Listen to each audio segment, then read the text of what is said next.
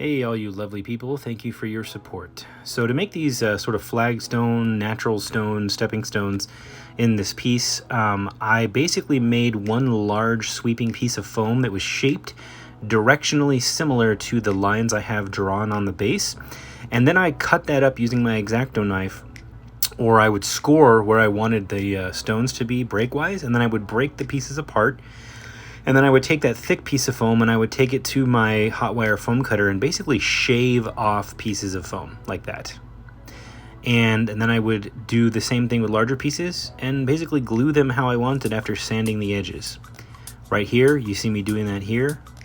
And then to texture them, I was just tapping two Sharpies down randomly onto the surface. I just black washed the whole rest of the diorama. And now I'm going to do this central gathering point here, this courtyard. I'm going to show you guys, though, I have to weather these columns, and I'm going to show you what I'm doing, and it's really not hard.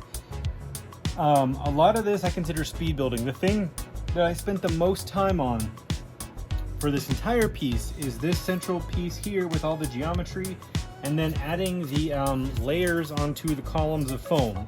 I just wanted to make sure that the main features stood out the most. And these are all magnetic, by the way. So, and the magnets are also hidden. You can see the one underneath the bottom here, but this is so that the commissioner can take and they can use the columns in other places, or they can create ruins if they want to. Or they could just simply, you know, remove all the columns if they wanted to. But this way, it allows them to have the freedom of movement with their camera and the freedom to move the display pieces around, and all the other stuff on this is going to be modular, except for the small foliage and the small rocks. Everything else, like the big foliage pieces I'm going to do, like some of the bushes and trees, and this is all going to be movable. I'm going to try to make it so you can stab it into the foam. I'm still working out how to do that without ruining the diorama over time, but I want them to be able to do that so they stay stable, because the person this is for may be doing animation with it. So anyways, I'm going to do a black wash, and what I'm thinking about doing is the actual geometric rings for this pattern, this hexagonal flower pattern. I may do them when I put my second layer of color on, either a slightly different gray, I think in a slightly bluer or more purple gray, or doing them like a brown stone. So I'm not sure what I want to do. I think I want to lean towards the purple blue to make a subtle enough difference in the way they look, but make it stand out to where they look like they all could have been cut from the same stone in the same mountain, but just from different veins of ore or something like that. Just quickly, the way I did these columns is not difficult at all. It's just time consuming. So I just want to show you these columns. This is a piece of 2 by 2 foam that you get in the 2-inch thick foam. You see how thick that? This is one solid piece that I cut out of the 2-inch thick foam that is hard to find now, but I cut a 2-inch wide piece, which is, this is the starting width, and then I cut it in 2 and 3/4. Yeah, 2 and 3/4. So we've got a little bit of a rectangular shape here, and I just used my hot wire foam cutter you see over there and made this the basic shape. And then what I did was I went in and I just cut out the entire chunk of this. I sketched a shape on that I liked. I actually started with this column, and then I cut out this chunk, and then I took that chunk and I traced that shape on each of the solid forms, and then I hot wire cut the same shape out. Once you have that big shape out, you can begin to break that shape up into smaller shapes, and then you glue it back together to get your insert piece here. So I'll show you really quick what I mean on the hot wire cutter. I'll just demonstrate really quick. I got a mess going on because I'm trying to do this. I'm speed building here. This is not how I normally do it, so forgive the mess. But I don't know why I'm talking with 20 accents today either. So I'll just demonstrate really quick. So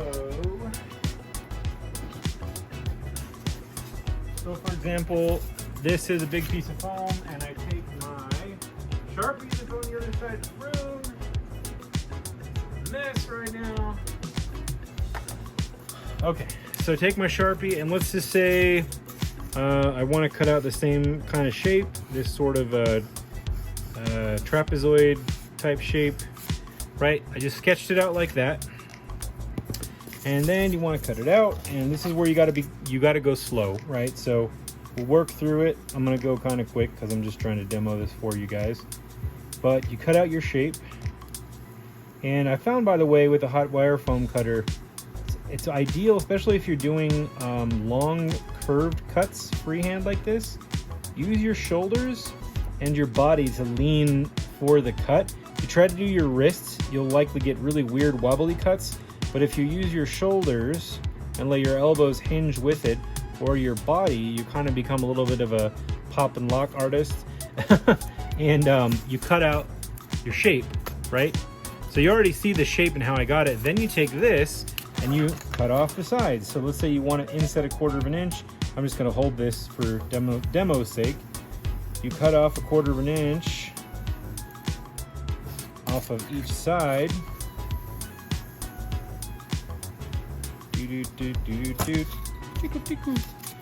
And then you can just put it right back in, and then you have your inserts. And then of course you can cut off like this, the top section. And then you've got 2 sections here. You can drop that back in there. And then you can cut this one smaller again.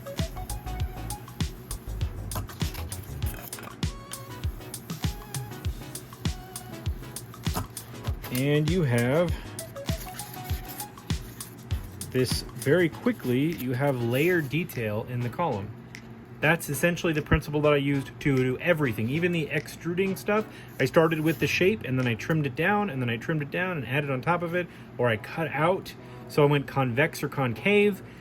This is actually a concept that I learned doing 3D modeling when I was in high school that completely made me rethink 3-dimensional shapes. You know, previously, like in my teenage years, if I tried to build a column like this, I would have thought of each individual surface and cutting it out and gluing all the edges together. Insane waste of time, which is why I love this foam. You can treat it as a solid, and then you can work the solid. You can cut shapes out, add shapes onto, and in the 3D programs, they're sometimes referred to as booleans, or like solid objects, and you can add and subtract them. So in 3D modeling, like if I took 2 spheres and I slid them into each other so they were intersecting like a Venn diagram, and I told the computer subtract this boolean, it would delete this sphere and also delete the shape of the sphere intersecting the other sphere, so you'd get a circle with a concave shape. So I'm applying that 3D modeling in the computer principle to the foam. I'm using my hot wire foam cutter to subtract the shape and then subtract more shapes, and then I'm adding them back together to create a complex solid. So I'm actually using 3D modeling principles I learned in a computer program in real life. And that's how I made these columns. All right. Back to the weathering process. So this is where you got to be brave, and some experience comes in, but not a lot. You just want to test your ideas before you go nuts.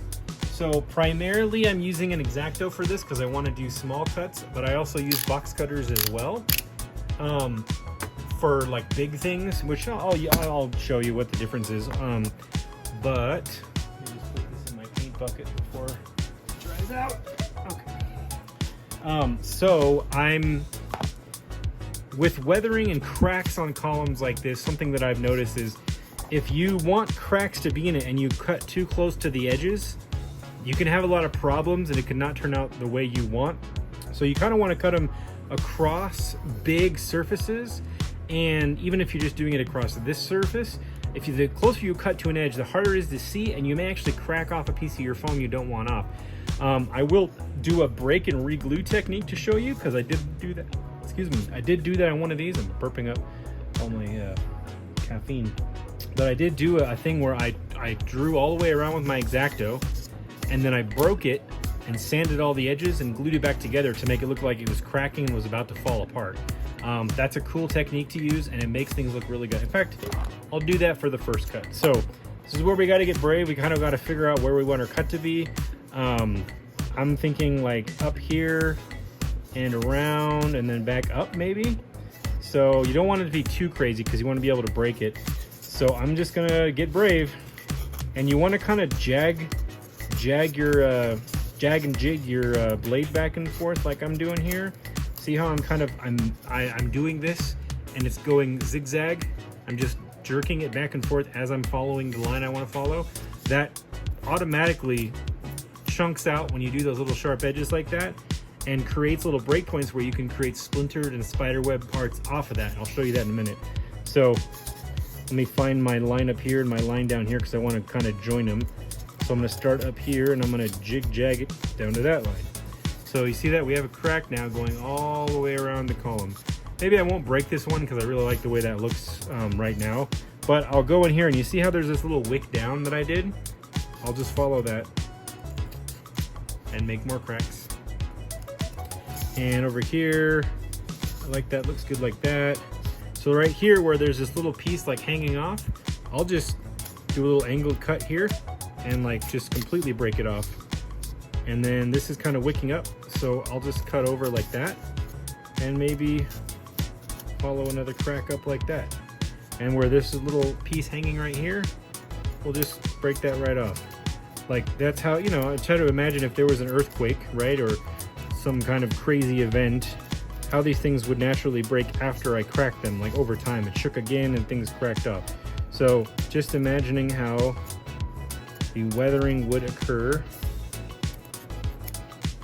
like that. That's pretty good. And there's another final step I'll show you that's going to make these cracks even more like that they've been around for a long time. So these cracks are pretty sharp right now, and if that's the look you're going for, that works great. I do like this look, but I kind of went for it and did like a little bit more look. Like the cracks occurred thousands of years ago, and there's been rain weathering and stuff like that. And there's one little quick step I'm gonna do at the end, and I'll show you how that works. But I'm gonna do some more cracks on this. So I'm gonna start here and crack through this centerpiece, and then maybe just come down. They don't have to go all the way around, you know? And sometimes you create an X shape like that, just play with it some more. You know, you don't want like obvious shapes like that. If you do an X shape like that too often, it looks too intentional. So I'll maybe break a chunk out, slice a piece off at an angle, you know, make it look like, you know, again, like earthquake damage or water weathering or just things falling apart. And then what I'll do is I'll go back here in the diorama and maybe add a couple of stones or pieces that look like they chunked off of this. So that's gonna go right there. So maybe I'll put a chunk, little piece of chunk or something right there to look like it fell down, right? So maybe I'll come in and pull a chunk out of this, and just sometimes you can just flick pieces off like that, which looks cool, like that, right? So same here. Sometimes I do a big slice, look like maybe a monster came through and just went whoosh, and like decided to grab the pillar with its big claws and cut right through it, you know, and then I'll continue to crack the slice on like a crack, like that. Boom. Crack's done. All right, and then up here, I might do just one big crack going up over the top like this,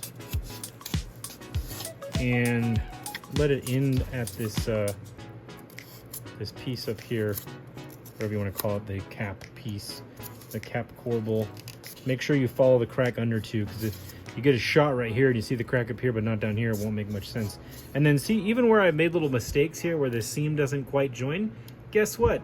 We're gonna go Bob Ross on it. That's an opportunity to break it. There you go.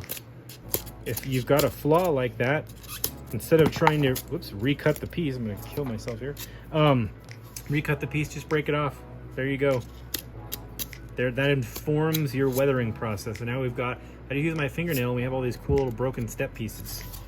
You know, same thing right here. There's a crack there, so maybe this just broke off because it got weak, right? And then obviously sometimes things like weather over time underneath. So I'll pull like a few pieces off the bottom like that. And do another, maybe I'll do another crack here. Comes over from this one and comes down and then intersects this one. Break off these layered pieces here. Maybe cut a little sliver of that edge. Boom. Right, so again, this flappy piece, that's gonna fall off anyways. So we might as well just cut it off like it broke off in an earthquake or something. And this is where I might take this chunk out. And you just kind of have to do this a lot to where you get comfortable doing it quick. You don't have to do it quick either. I'm doing it quick because I'm used to it and I know what I'm trying to do. But if you want to practice this, just get a piece of square foam and weather the square foam. Just make a rectangle of foam and just make it look like it was cut by ancient Egyptians. And then it fell like boom, boom off the pyramid and broke in half. And don't be afraid to just break something too. You'd be amazed. Like I use that all the time when I work on concrete and sidewalks. I will just break it. I'll just break the piece. Crack it over here. Chunk off right there. Let me show you, like, if you just break a piece of foam, it looks amazing. So if you just see how this is nice and flat, and if I did some lines in here, like for a sidewalk, let's just say this was a mini sidewalk, just for argument's sake. And I'm just gonna quickly run a pen through here just to demonstrate, right? And you're like, I need to put some weathering on these lovely sidewalk pieces. Go in the middle here and just break it. And then you put it back together. And then you can take this piece and you can glue it like so that it's raised up. And then you can glue this one like that. And you have and then you, once, you know, and you add your paint and you sand this a little bit. Like I would take some sandpaper and maybe sand this edge a little bit. You don't have to either. And then it looks like a root's grown under the sidewalk, you know, and you want to do it subtle. You don't want to do it super pronounced, but just a little bit, just a little bit. And then when you paint that and you add the weathering and the dry brushing, it'll stand out just enough to where it looks like a root's grown, exactly, a root's grown under it and just busted through. So one more crack on the front of this column, I think. I think it needs a front crack. That sounds wrong. Let's do a front crack.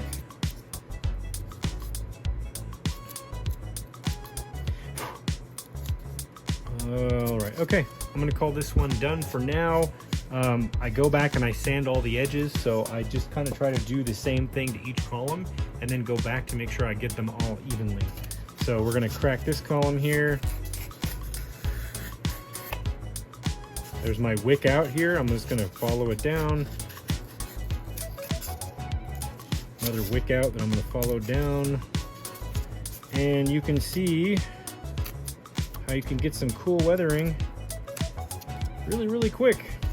And I think once you guys see the paint on this, you'll understand why you can have the courage to do this, because it really, once you paint all these little edges, even if it's very subtle, it shows through, and it just really sells whatever the illusion is you're going for. I really want this to look like a very old world where layers of things have happened to it. So I'm not skimping on the weathering. Chunks out up here. Cut that chunk off. Do. Boom.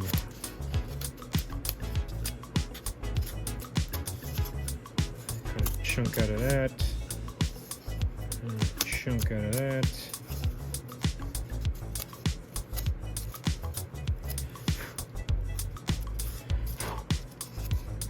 That's enough.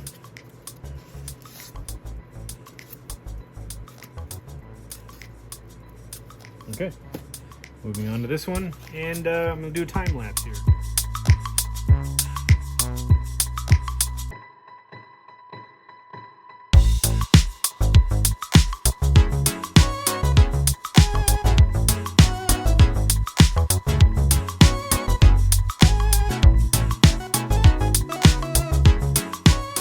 Holy bananas. It's all weathered up. Should look real nice on the painting side when it's done, but you can see all the cracks. So the one little tip I'm going to show you that I'm going to do before I add more weathering. Because never enough weathering. Is my heat gun. I don't use this on all my stone because it gives it a very specific look, and if I used it on all my stone would look the same. But I put my heat gun on the highest setting, and then what I do is I let it heat up for a sec, and then I kind of like brush the pieces along the lines that they have on them very quickly, just to add a little texture, and it also opens up the cracks just a little bit.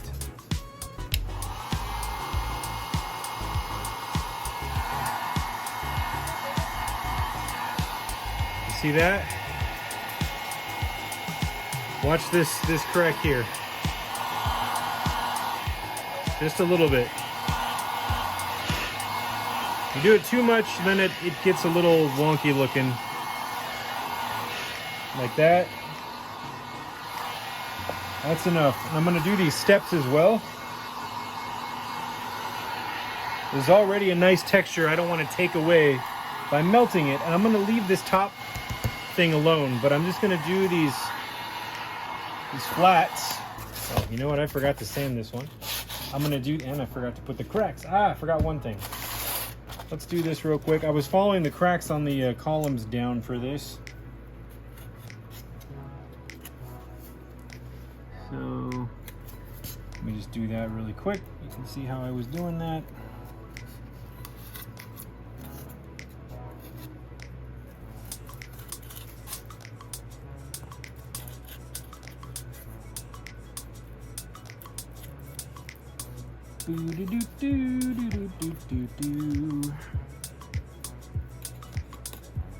Just like that.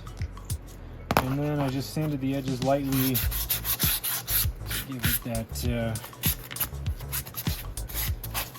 good old weathering feel. Okay, now we can do it.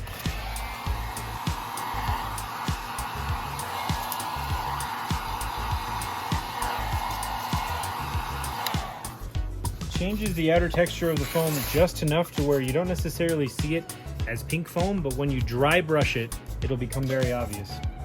So just show you, you can see like there's almost a feathering look to this because of the hot wire cutter, what it does to the foam. When I run the heat gun over this, is going to bring that texture out.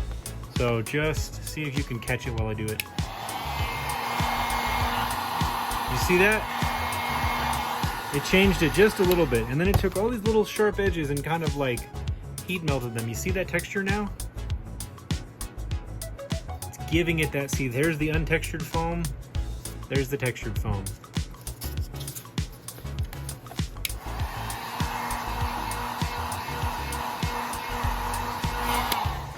See, and this is the risk of overdoing it, is you get this, edges that didn't glue down right, curl up. So I'm just gonna break that off and sand it back down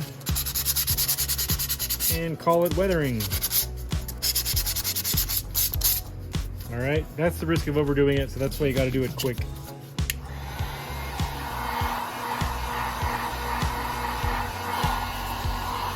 So I usually run the heat gun back and forth fast, and then instead of holding it over it, and then I can do it in little bursts. And then it does it pretty much just right. There we go. So that's a column. Once it's painted up, it'll look really, really good. Let me do these steps. That's all those need. Do this one. That's all that needs. So again,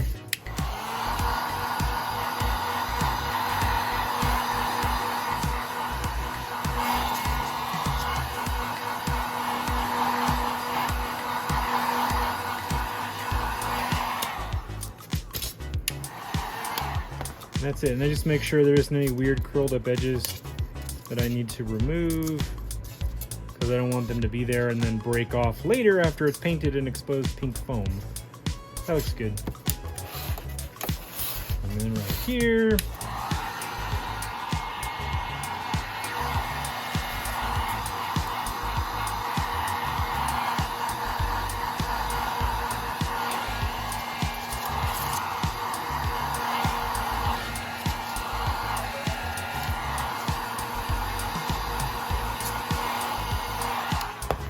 Yeah, that really gave it a number right there. This is a naturally broken piece of foam, and the texture that's derived when you naturally break the foam is really beautiful. Let me just show you really quick on another piece of foam. I love it so much. So if I take this piece of foam lumber, is what I like to call it, and I break it, look at that texture. Isn't that gorgeous? That already looks amazing. So you could just use that, or you could hit it with this and make it even more pronounced. Like that. And what it does is it kind of melts it down and makes it less fine. But it also hardens it a little bit too. So it's almost like this sort of like ultra thin layer of if you put Mod Podge on it. But that looks amazing when it's painted up. And most of my dye is gonna have that. Now for the black wash.